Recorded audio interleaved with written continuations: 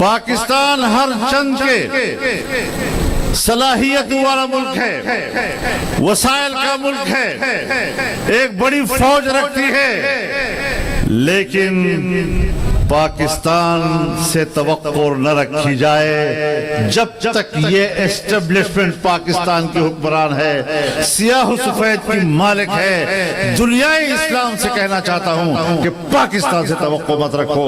جب انقلاب لائیں گے اور ہم اس ملک کے حکمران ہوں گے، پھر انشاءاللہ پاکستان عملی طور پر آپ کے سالہ بٹھانا کھڑا ہو کر نعرہ تکبیر! جمعیت علماء اسلام سبیلنا سبیلنا سبیلنا سبیلنا طریقنا طریقنا لبیک لبیک۔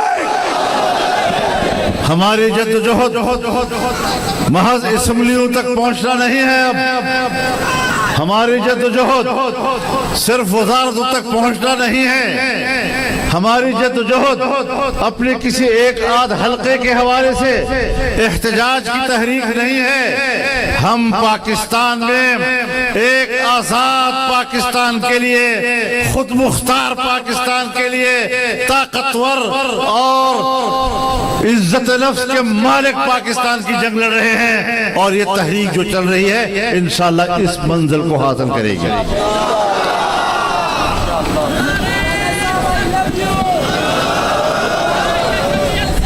بہت مذاق ہو گیا ہے، ملک کے اندر جمہوریت کا خاتمہ کر دیا گیا ہے، اسمبلیوں کی نمائشی اسمبلیوں کے نام پر جمہوریت کا لفظ استعمال ہو رہا ہے۔ جمہوریت مر چکی ہے، جمہوریت اپنا کیس ہار چکا ہے۔ اگر جمہوریت کو آپ نے حقیقی معنوں میں ملک کے اندر لانا ہے تو پھر یہ عوامی اسمبلیوں کی تحریک کو اٹھانا ہوگا اور حقیقی جمہوریت کے منظر کی طرف لے جانا ہوگا۔ جمہوریت اور پیچھے ڈکٹیٹر بیٹھا ہوتا ہے، ڈکٹیٹر کے اشارے پر قانون سازی ہوتی ہے، ڈکٹیٹر کے اشارے پر وزیر اعظم کابینہ کا اجلاس بلاتا ہے۔ اور اب تو ہمارے ملک میں یہ مثال بھی قائم ہو گئی کہ ایک وزیر اعلیٰ نے پوری کابینہ کو لے جا کر کور کمانڈر کے گھر میں میٹنگ کی۔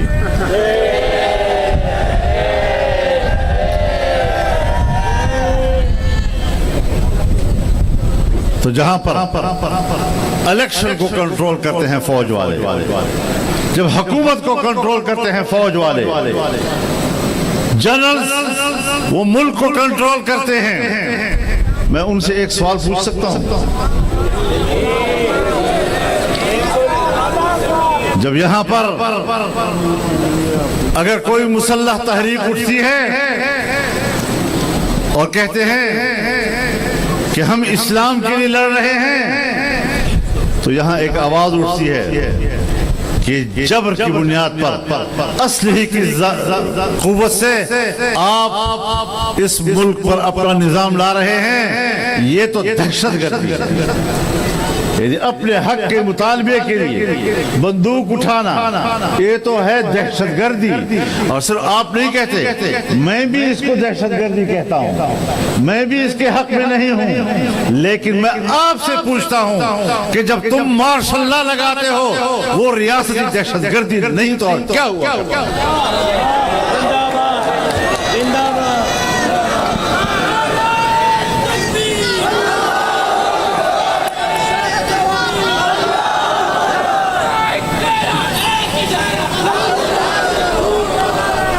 آپ مستقل طور پر پاکستان کی سیاست کو کنٹرول کر رہے ہیں، اور اس کے سب سے بڑی علامت ایپیکس کمیٹیاں ہیں۔ تحصیل میں کوئی میٹنگ ہوتی ہے تو آپ کا میجر بیٹھتا ہے، اگر ضلع میں کوئی میٹنگ ہوتی ہے آپ کا کرنل بیٹھتا ہے اس میں، اگر ڈویژن میں کوئی اجلاس ہوتا ہے سویلین افسران کا تو اس میں آپ کا بریگیڈیئر بیٹھتا ہے، جب صوبے میں کوئی اجلاس ہوتا ہے صوبائی सूबाई हुकूमत करे, इंतजामिया करे तो आपका कोर कमांडर उसमें बैठता है। विफाक की सतह पर हुकूमत का कोई इजलास हो तो फिर आपके एपेक्स कमेटी के नाम पर आर्मी चीफ बैठता है। आप बताएं कि आप सिविल इंतजामिया के तमाम फैसलों को हर सतह पर अपने कंट्रोल में नहीं रखते? ये क्या है फिर इसके अलावा? ये है क्या इसके अलावा? लिहाजा अब मसला सिर्फ इलेक्शन का नहीं है, पूरे तौर अतवार को तब्दील करना होगा।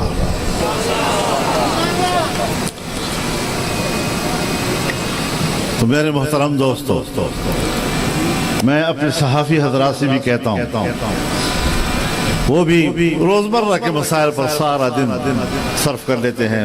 हमारे जो चैनल्स हैं जब उनको देखते हैं, कोई पता नहीं होता मुल्क और दुनिया किधर जा रही है। वो फलाना उन्होंने ये जुमला कह दिया, उसने इस तरह हंसा, वो उसको हंसा, वो इस तरह रोया, वो उस तरह रोया, और वो क्यों रोया, वो क्यों कमरे से बाहर निकला, क्यों कमरे के अंदर गया, इससे बढ़कर कोई तबसरा नहीं है।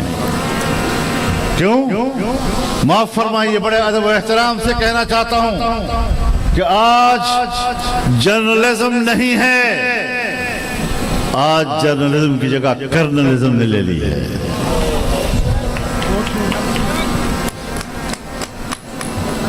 इस तलिस्म को तोड़ना होगा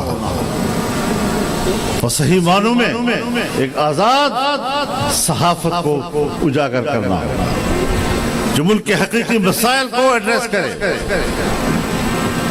मईशत के मौजू पे बात करे। क्या वजह है? हमारे 75 साल हो गए हैं, हम सिर्फ वक्ती तौर पर कोई एक जनरल आता है, कहता है बिल्कुल हम अपने फौज के रिवायात से आगे नहीं हटेंगे, वो चंद दिन होते हैं, वो चला जाता है, उसके बाद पॉलिसी चल रही होती है। सिविल ब्यूरोक्रेसी में भी कोई अच्छा आदमी आ जाता है, दियानतदार आदमी आ जाता है, वो अपने दौर में 1 साल 2 साल तक अच्छा बेहतर कारकर्दगी दिखा देता है, वो चला जाता है। इदारे क्यों खराब हो गए? मुल्क की मईशत क्यों तबाह कर दी गई? और आज तमाम इदारे प्राइवेटाइज किए जा रहे हैं। अब आपका कराची एयरपोर्ट भी प्राइवेटाइज हो जाएगा, आपके जहाज भी, PIA भी, सब कुछ प्राइवेटाइज हो जाएगा। ये हालत यहाँ तक पहुंची क्यों? पहुंची नहीं, पहुंचाई गई है, पहुंचाई गई है।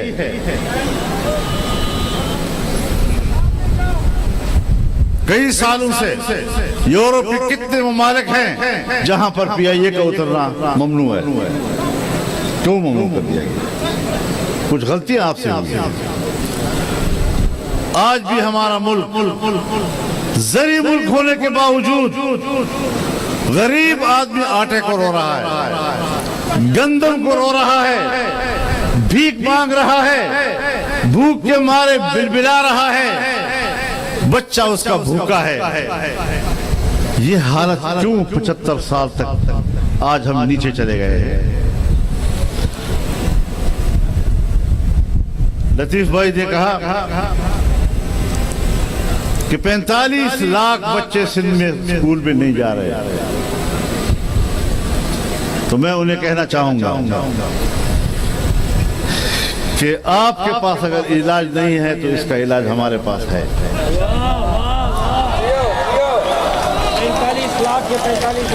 45 लाख के बच्चे को दीनी मदरसे में भेजो, आपके स्कूल से अच्छी तालीम देंगे, आपके बच्चे को मुफ्त तालीम देंगे, मुफ्त किताबें मिलेंगी, आपके बच्चे देहात से दूर पैदल जाए और वापस आए नहीं, हर बच्चे को हॉस्टल में मुफ्त जगह मिलेगी, मुफ्त बिजली मिलेगी और मुफ्त खाना मिलेगा। ले आओ दीनी मदरसों में ताकि वो तालीम हासिल करें।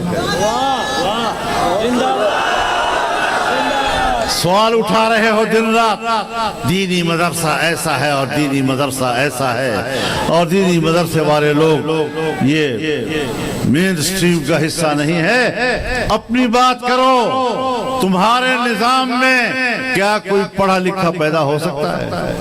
اکثریت ان پڑھے لکھوں کے سامنے آتی ہے جو پڑھا لکھا جاہل کہلایا کرتا ہے۔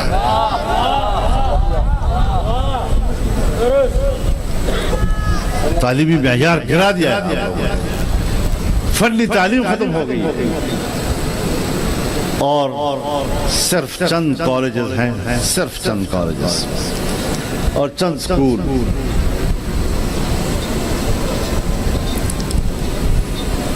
ایچ ایس این کالج ہو گیا،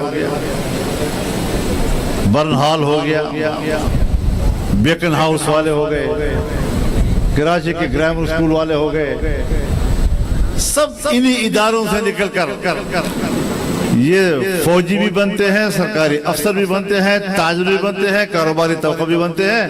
عام سکولوں میں پڑھنے والے بچے وہ ملک پہ کوئی بڑا کردار نہیں ادا کر سکتے، تو آج تک تم اپنے زیر انتظام تعلیمی ادارے کے نوجوانوں کو اس قابل نہیں بنا سکتے کہ وہ ملک کا وزیر بن سکے، ملک کا بڑا افسر بن سکے۔ تو اگر تعلیم دلانی ہے اور اچھی تعلیم دلانی ہے تو اس کی جگہ دینی مدرسہ ہے جو مفت تعلیم دے گا۔ اور یہ صرف ہماری حکومت تھی جب ہم نے پہلے سال پرائمری کی تعلیم مفت کرائی خیبر پختونخوا میں، اگلی سال ہم نے میڈل کو مفت کرایا، اگلے سال ہم نے میٹرک کو مفت کرایا، اور جس سال ہم حکومت چھوڑ رہے تھے تو ہم نے بجٹ میں ایف ایف سی کو بھی مفت کراتے ہیں۔ تمام ہسپتالوں میں ایمرجنسی مفت کر دی، اور یہ قدم تھا لوگوں کے مفت علاج کی طرف۔ لیکن جو ملک کی خدمت کرتے ہیں لیکن وہ بوٹ پالش کرنے کے لیے تیار نہیں ہوتے، آپ ان کو اقتدار سے دور رکھتے ہیں۔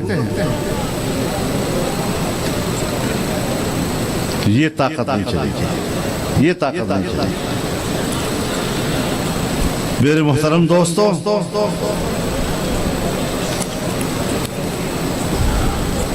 پاکستان کے ڈکٹیٹروں کی تاریخ جو ہمیں معلوم ہے، جب ایک جنرل نے ملکی اقتدار پر قبضہ کیا اور صدر مملکت بنا، اپنے چند سالوں کی حکومت میں اس نے اپنے 5 وزیر اعظم تبدیل کیے۔ سیاسی استحکام نہیں ہونے دینا ملک میں، محلاتی سازشوں کے ذریعے سے اقتدار بدلتے رہے، روزانہ نیا وزیر بدلتا رہا، اور یہ کہتے تھے کہ ہم تو انڈیا والے ہمیں تانا دیتے تھے کہ وزیر اعظم، میں تو دن میں اتنے دھوتیاں تبدیل نہیں کرتا جتنا پاکستان وزیر اعظم تبدیل کر لیتا ہے۔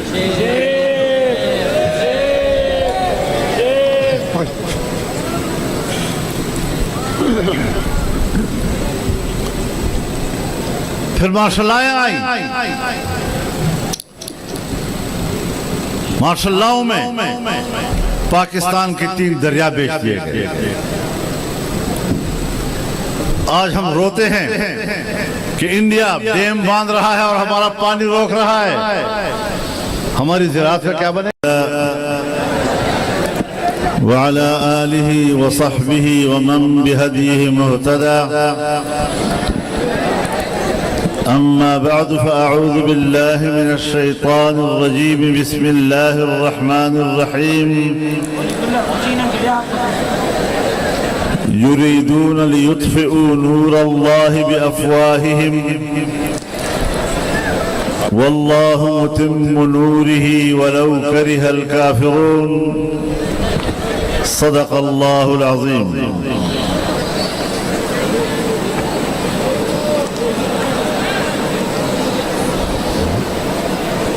جناب اسپیکر حضرت سائیں عبدالقیوم حالیجوی صاحب دامت برکاتہم، سٹیج پر موجود معزز علماء کرام، सियासी ज़ुआमा और मेरे सूबे सिंध के इस अवामी असम्बली के मुअज़्ज़ज़ अरकान,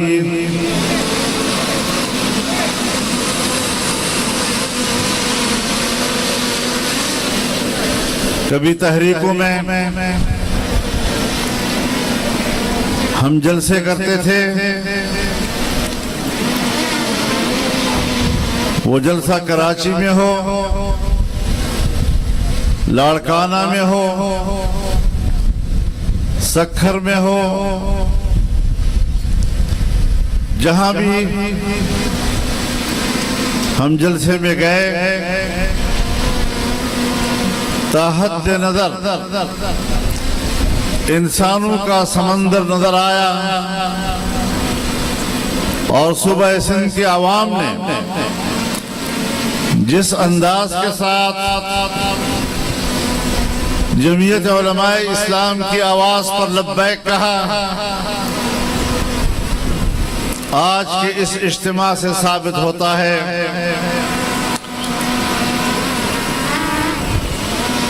कि आज भी आप उसी जज्बे की पासदारी कर रहे हैं। आज भी आप उसी आज़म से सरशार हैं। और अगर हमारी एस्टेब्लिशमेंट ये समझती है कि ये लोग थक जाएंगे, 18 के इलेक्शन में हमने धांधली की और जमीयत के कारकुनों ने 4 साल तहरीक चलाई, आज फिर 2024 में उन्होंने इलेक्शन का जो नाटक रचाया, इनका ख्याल ये था कि शायद अब इनमें कोई दमखम नहीं होगा और अब ये हमारी धांधली पर एहतजाज करने के काबिल नहीं होंगे। लेकिन मैं उनको पैगाम देना चाहता हूं कि हमारे हर कारकुन ने रसूलुल्लाह सल्लल्लाहु अलैहि वसल्लम की इस तालीम को याद किया है, अल जिहाद मादिन इला यौमिल क़ियामा।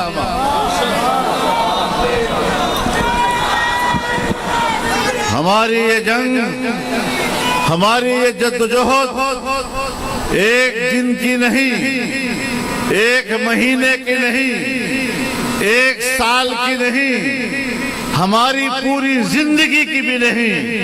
हमने अपने अकाबिर की अमानत को संभाला और इंशाअल्लाह हम दुनिया में नहीं भी होंगे, हमारे वारिस इस जद्दोजहद को आगे बढ़ाएंगे और जिहाद का सिलसिला जारी रहेगा। नारे तकबीर, सबीलुना सबीलुना, सबीलुना सबीलुना, लब्बैक लब्बैक, लब्बैक लब्बैक। मेरे दोस्तों, मेरी आंख मुफक्किर इस्लाम हजरत मुफ्ती साहब रहमहुल्लाह के गोद में खुली और मैं जानता हूं कि जब जमीयत उलमा का पहला मंशूर शाया हुआ, वो मंशूर गरीब का तर्जुमान था, वो मंशूर मुल्क की वहदत का ज़ामिन था, वो मंशूर सूबाई खुद मुख्तारी का और सूबों के हुकूक का मुहाफिज था, वो मंशूर पाकिस्तान पर अल्लाह की हाकिमियत का अलमबरदार बना और हमने यही दर्स सीखा है। ملک میں نظام ہوگا تو وہی ہوگا جس کا تعین آج میرا آئین کرتا ہے کہ حاکمیت اعلی اللہ رب العالمین کی ہوگی، اور عوام کے منتخب نمائندے اللہ کی نیابت کرتے ہوئے اس کی تعلیمات پر عمل کریں گے، اس کے مطابق قانون سازی کریں گے۔ یہ آئین کا حصہ ہے، یہ آئین کا حصہ ہے کہ اسلام پاکستان کا مملکتی مذہب ہوگا۔ یہ آئین کا حصہ ہے کہ قانون سازی قرآن و سنت کے تابع ہوگی، اور یہ آئین کا حصہ ہے کہ قرآن و سنت کے منافق کوئی قانون سازی نہیں ہوگی۔ لیکن میرے محترم دوستو، ہم دیکھ رہے ہیں کہ تب سے پاکستان کی اسمبلیاں ایسے لوگوں سے بھر دی جاتی ہیں کہ جنہیں قرآن و سنت کے نظام سے کوئی دلچسپی نہیں ہوتی، وہ صرف اور صرف اقتدار کی جنگ لڑتے ہیں، اور اقتدار میں بھی وہ عوام کے مفاد کے لیے نہیں، اپنے ذاتی مفاد کے لیے اقتدار کی قوت کو استعمال کرتے ہیں۔ وہ خود بڑے جاگیردار بنتے ہیں، بڑے صنعتکار بنتے ہیں، لیکن آج 75 سال کے بعد آپ پاکستان کو دیکھیں، کیا پاکستان کا وہ شہری جو اللہ کے نظام کا پیاسا ہے، کیا اس کی پیاس بجھی ہے؟ آپ بتائیں، کیا پیاس بجھ گئی اس کی؟ جب ہم حقوق کی بات کرتے ہیں اور ہر صوبے کے حقوق کی بات کرتے ہیں، اور کبھی ایسا موقع نہیں آیا کہ سندھ کے حقوق کی بات ہو اور ہم آپ کے ساتھ شانہ بشانہ نہ کھڑے ہوں۔ مجھے یاد ہے جب MRD کی تحریک چلی، میں نیا سیاسی تحریک میں آیا تھا، میں صوبہ سندھ میں آیا، اور صوبہ سندھ کی کوئی تحصیل بھی ایسی نہیں رہی، کوئی بڑا گاؤں بھی ایسا نہیں رہا جہاں تک میں نہ پہنچا ہوں۔ اور اس تحریک میں یہ تمام جماعتیں شامل تھی، جمعیت علماء بھی شامل، قوم پرست جماعتیں بھی شامل تھی۔ ہم نے اس وقت بھی وہ نعرے سنے جب آپ کہتے تھے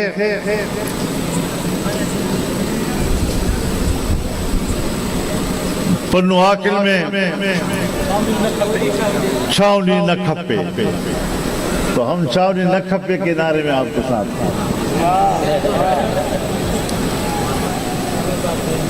لیکن پھر وہ چھاؤنی بن گئی۔ اب آپ بتائیں، اگر اس میں کوئی ہمارا قصور ہے تو آپ بتائیں، ہم آج بھی میدان میں نکل کر آپ کی اس چھاؤنی کو آپ کے حوالے کر دیں گے انشاءاللہ۔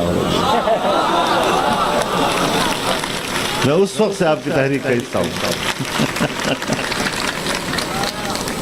اب جزیروں کی نگرانی کریں، یہ نہ ہو کہ ہم جزیروں کے لیے لڑتے رہیں اور پتہ چلے کہ وہ تو بک چکی ہیں۔ مولانا حیدری صاحب کے بیان کا اصل مطلب یہی تھا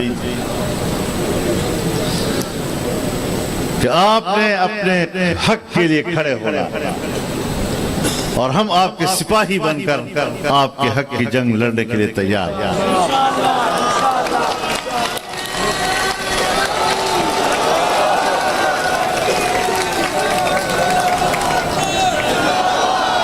لیکن میرے محترم دوستو، آج کا یہ جو جلسہ ہو رہا ہے اور عوامی اسمبلی کے عنوان سے ہو رہا ہے، یہ اس لیے ہو رہا ہے کہ انتخابات کے ذریعے جو اسمبلیاں وجود میں آئی ہیں وہ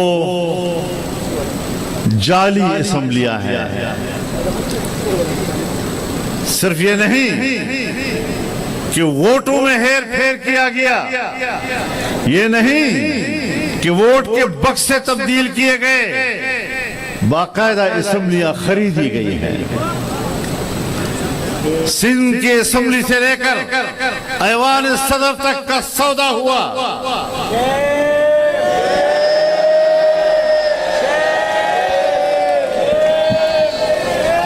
اور چونکہ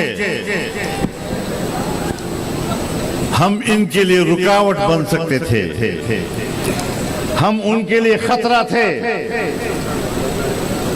تب جمعیت کو ہروانا یہ ان کے ان مقاصد میں شامل تھا کہ جمعیت اگر بڑی قوت کے ساتھ، جتنا عوام کا اس کے ساتھ تعلق ہے، وہ اسمبلیوں میں آتی ہے تو پھر ہم نہ جزیرے بیچ سکیں گے، نہ ایوان صدر حاصل کر سکیں گے، اور نہ ہم صوبے کی اسمبلی حاصل کر سکیں گے۔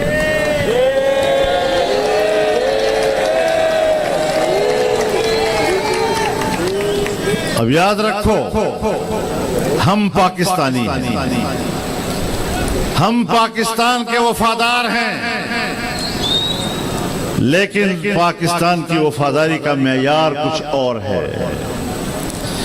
یہاں ملک سے وفاداری، اپنی مٹی سے وفاداری، اس کی کوئی قدر و قیمت نہیں ہے جب تک کہ آپ اسٹیبلشمنٹ کے بوٹ نہیں چاٹو گے۔ شیم شیم، یہاں افسر شاہی کی نوکری کرنی پڑے گی، اسٹیبلشمنٹ کی نوکری کرنی پڑے گی، تب آپ کو پاکستانی تسلیم کیا جائے گا، ورنہ میں تو آج یہ سمجھتا ہوں کہ ہمارے گناہ کیا ہیں، ذرا ہمیں بتا تو دیے جائیں۔ آپ ملک کے وفادار ہیں، یہی گناہ ہے۔ اور میں بتانا چاہتا ہوں، فیصلے اسٹیبلشمنٹ کرتی ہے۔ صوبہ خیبر پختونخوا میں جب پیپلز پارٹی کی حکومت تھی اور قبائلی علاقوں میں فوجی آپریشن کا فیصلہ ہوا تو ہم نے کہا کہ آپریشن کی حکمت عملی کام نہیں آئے گی، ہم نے ان کو سپورٹ نہیں کیا، تو یہ بہت بڑا گناہ تھا۔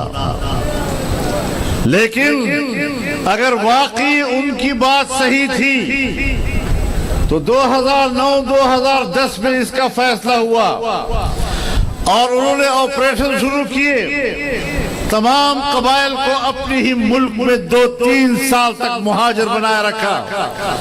آج بھی جب وہ لوگ دربدر ہوئے ہیں تو آج بھی وہ دربدر ہیں، ملک کے کونے کونے میں پھیل گئے، اپنی زندگی بنانے کے لیے قبائل برباد ہو گئے، تباہی مچ گئی، بے گھر ہو گئے۔ عورتیں، ہماری مائیں اور بہنیں، وہ بیچارے جو گھر سے باہر نہیں نکلتی تھیں، ان بیچاروں کو بازاروں میں بھیک مانگنی پڑی۔ اور آج پوچھتا ہوں کہ تمہاری وہ حکمت عملی جس کے تحت تم نے آپریشن شروع کیے دہشت گردی کے خاتمے کے لیے، آج ہم 2010 کے بعد آج 2024 میں ہم بیٹھے ہیں، کیا قبائلی علاقوں میں، بلوچستان میں، خیبر پختونخوا میں، یہاں تک کہ کراچی میں اور سندھ میں، کیا آج وہ دہشت گردی جس کو تم دہشت گردی کہا کرتے ہو وہ کئی چند زیادہ ہو گئی ہے یا کم ہو گئی ہے؟ بہت بڑھ گئی ہے۔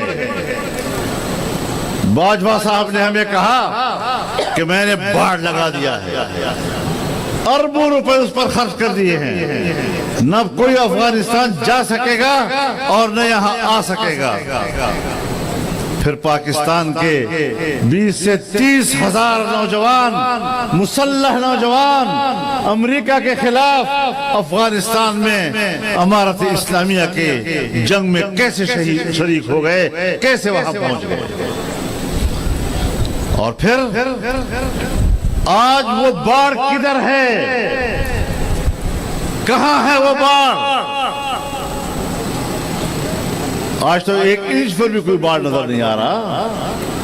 وہ اربوں روپے کس بات پہ خرچ کیے. اور آج جب افغانستان میں امارت اسلامیہ کی حکومت قائم ہوئی تو وہ پاکستانی نوجوان مسلح گروپ اس سے کہیں بڑی قوت کے ساتھ پاکستان میں واپس آ گئے. میں سرحد کو محفوظ رکھنے والی پاکستان کی بہادر فوج سے پوچھنا چاہتا ہوں کہ آپ جب سرحد کو پہ کھڑے تھے, باڑ لگا ہوا ہے, تو اتنے لوگ پاکستان کی سرحد میں واپس کیسے آ گئے؟ اس کا معنی یہ ہے کہ نہ تم ملک میں امن و امان کے قیام کے لیے سنجیدہ ہو اور نہ تمہاری حکمت عملی جائز. تم امریکہ کے اصول پہ چلتے ہو. امریکہ کا دنیا کے لیے اصول یہ ہے کہ وہاں پر دہشت گردی ہو اور ہم کہیں کہ انسانی حقوق پامال ہو رہے ہیں اور ہمیں وہاں فوج بھیجنے کا جواز مل جائے. لہذا پوری دنیا میں اور خاص طور پر اسلامی دنیا میں امریکہ اپنی فوجیں بھیجنے کے لیے, اپنی قوت وہاں پہنچانے کے لیے جواز کے طور پر دہشت گرد تنظیموں کے وجود کو ضروری سمجھتا ہے. جھوٹ نہ بولو لوگوں کے ساتھ. مسلسل آپ کے رویوں کو ہم دیکھ رہے ہیں. کب تک دھوکہ دیتے رہو گے انسانیت کو؟ اور امریکہ کی خارجہ پالیسی کی اساس دوسری بات کہ اسلامی دنیا کے ممالک کو توڑو اور چھوٹے چھوٹے ممالک بناؤ تاکہ ان کے مفادات پر ہم قبضہ کر سکیں. تو پھر یہی ہوگا کہ فلسطین میں میرا فلسطینی بھائی وہ شہید ہوگا, بارود کی آگ برس رہی ہوگی, 7 مہینے کے اندر وہاں پر 45,000 ہمارے بے گناہ مسلمان بھائی, بچے, بوڑھے, خواتین, بہنیں, مائیں وہ شہید ہو جائیں گی, ملبوں کی طرح ڈھیر ہو جائیں گی. لیکن یہ لوگ اب اس قابل نہیں رہے. ہمارا ہر اسلامی ملک آج امریکہ کے قبضے میں ہے.